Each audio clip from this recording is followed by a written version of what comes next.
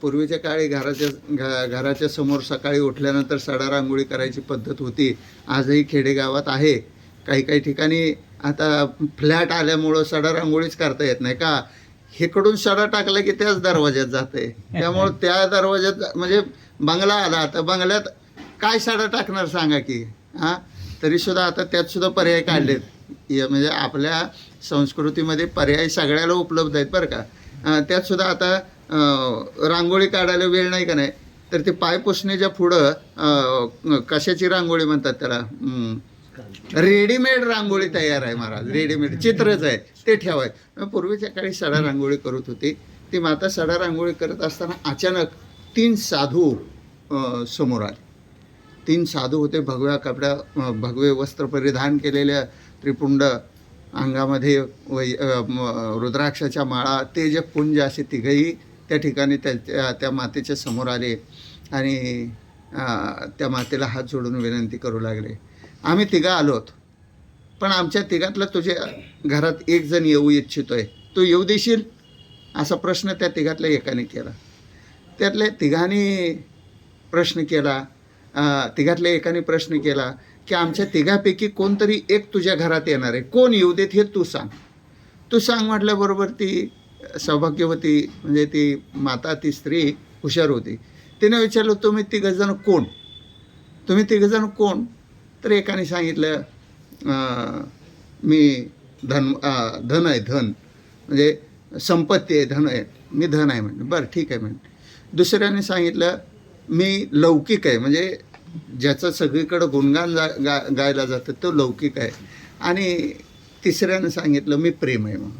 आमच्या तिघातला कोणतरी एक येईल. घरात हे तिन्ही एकत्र नांदणं शक्य नाही बरं का. संपत्ती असेल तर प्रेम नसतंय, प्रेम असेल तर लौकिक, सगळं आहे. पण माणसाला लौकिक म्हणजे त्याचं नावच घेत नाहीत लोक. तो आजची घरी तुझ्या श्रीमंत म्हणतात. हे तिघं एकत्र कधी घरी येत. मग ती विचार करू लागली. तेवढ्यात त्यातला एक जण म्हटला, एक काम कर, तू तुझ्या नवऱ्याला विचारून ये की आपण ह्या तिघातलं कोणाला बोलवायचं म्हणून. मग ती आत गेली आणि आपल्या नवऱ्याला विचारलं. म्हणले, बाहेर 3 साधू आलेत आणि ते तिघंही एकत्र येणार नाही आहेत. मग त्यातला एक जण येणार आहे. त्यातला कोणत्या एकाला आपण बोलूया?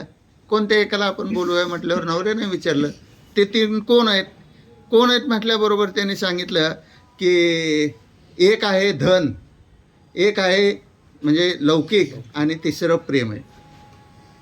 असं म्हटल्याबरोबर त्या पतीनं आपल्या बायकोला विचारलं, तुला काय वाटतंय म्हटलं की कोण यावं आहे म्हटल्याबरोबर ती म्हटली, मला तिघंही यावेत असं वाटतं खरं सांगायचं तर. म्हणले, पण तिघंही येत नाहीत, काय करू? म्हणून तर तुमच्या पाहिजे. मग तो म्हटला, धनाला बोलूया.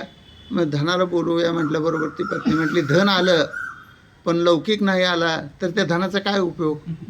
मग कसं करूया? लौकिकाला बोलूया. बरं, लौकिक आलं तर नुसतंच लौकिकानं पोट तर भरत नाही की म्हटली. मग काय करूया? प्रेमाला बोलूया. मग नुसतं प्रेम आलं तर कसं होईल? नाही म्हटले, काय व्हायचं ते उद्या आपण प्रेमाला बोलूया. बरं म्हटले, जा बोलव. ती माता बाहेर आली आणि त्यातल्या तिघातल्याला अनुसरून विचारलं, तुमच्यातलं प्रेम कोण आहे म्हटली. ते मध्ये जो होता तो साधू म्हटला, मी प्रेम आहे. म्हटले, तुम्ही आत या, तुम्ही दोघं बाहेर थांबा.